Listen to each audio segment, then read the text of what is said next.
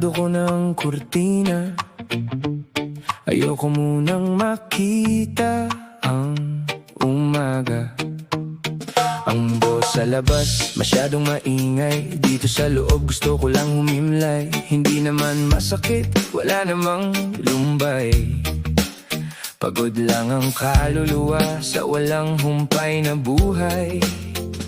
Naririnig ko yung phone ko sa ibabaw ng mesa, nag-vibrate ng paulit-ulit, naghahanap ng kusa. Pero pasensya na, hindi kayang gumalaw. Ang kama ko ang mundo, dito lang ako lilitaw. Hindi ako malungkot, naka-off lang ang system.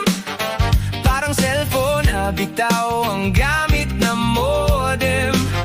Kung hindi ko man sagutin ang iyong mensahe, huwag kang mag-alala, wala to sa iyong diskarte.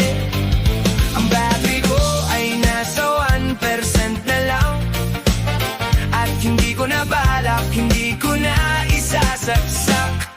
Hayaan ko na lang. Isang linggo lang, gusto kong magkulong sa kwarto, kasama ang katahimikan. Wala munang arte, wala munang plano.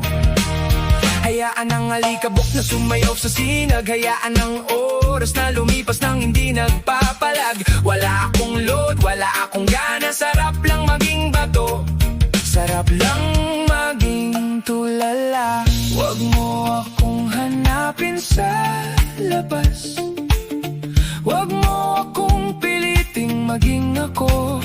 Kailangan ko lang ng mundong hindi humihingi ng sagot. Kailangan ko lang ng mundong hindi nakakabagot. Hindi ako malungkot, naka-off lang ang system. Parang cellphone na bitaw ang gamit na modem. Kung hindi ko man sagutin ang iyong mensahe, huwag kang mag-alala, wala to sa iyong diskarte. Ang battery ko ay nasa 1% na lang, at hindi ko na balak, hindi ko na isasaksak. Hahayaan ko na lang. Hahayaan ko na lang. Hindi ako malungkot, naka-off lang ang system. Parang cellphone na bitaw ang gamit na modem. Kung hindi ko man sagutin ang iyong mensahe, huwag kang mag-alala, wala to sa iyong diskarte. Ang battery ko ay nasa 1% na lang, at hindi ko na balak, hindi ko na isasaksak. Hayaan ko na lang. Hayaan mo lang. 1%,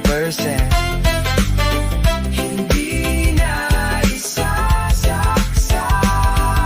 Ang boses